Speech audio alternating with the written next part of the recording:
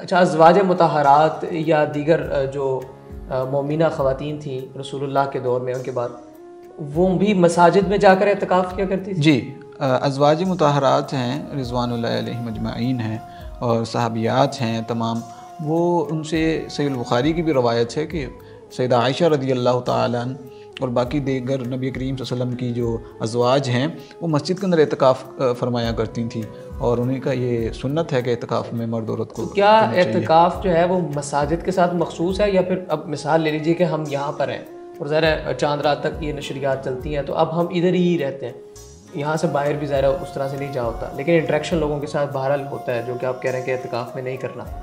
ऐसी सूरत में क्या हम लोग आखिरी 3 दिनों में यहीं पर रुक सकते हैं? नहीं, मस्जिद के लिए ये एतकाफ़ दोनों ज़रूरी हैं। एतकाफ़ और मस्जिद दोनों लाजिम मलजूम हैं।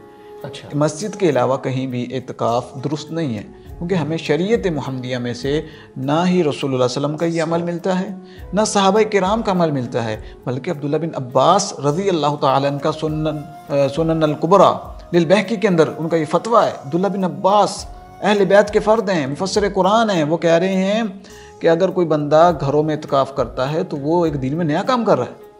अल्लाह अकबर। हाँ जी, तो ये दुरुस्त नहीं है, हमें सुन्नत को अपनाना चाहिए। अब वो जी ये भी जायज़ है वो भी जायज़ है, भाई किस तरह जायज़ है? हमें अब कुरान और हदीस से दलाइल दें। क्या नबी की बीवियों ने ऐसा किया, ये नबी पाक अलैहिस्सलातु वस्सलाम ने ऐसा किया, ये सहाबा ने ऐसा किया, ये अहले बैत अतहार ने ऐसा किया?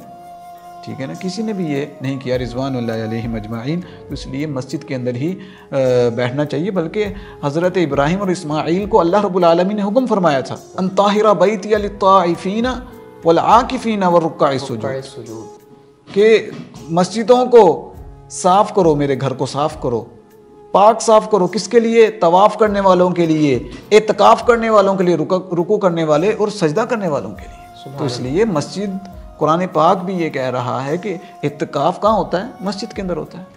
बहुत शुक्रिया मुफ्ती साहब, अल्लाह ताला को जज़ाए खैर से नवाजे। ख़वातीन और हज़रात, ये आप ही के कमेंट सेक्शन में आने वाले सवालात थे, अशकालात थे, जिन्हें हमने सवालात की सूरत में इस्तिफ़सार किया जनाब हाफिज़ अदील अशरफ साहब से, जो कि एक मजहबी रिसर्च स्कॉलर है, कि इनसे कुछ हदायत ली जा सके, इनसे कुछ रहनुमाई ली जा सके, और यकीनन इस नशिस्त के वसातत से इंशाअल्लाह लज़ीज़ और मैंने और आपने भी काफ़ी कुछ सीखा होगा। इजाज़त दीजिएगा, अल्लाह हाफ़िज़।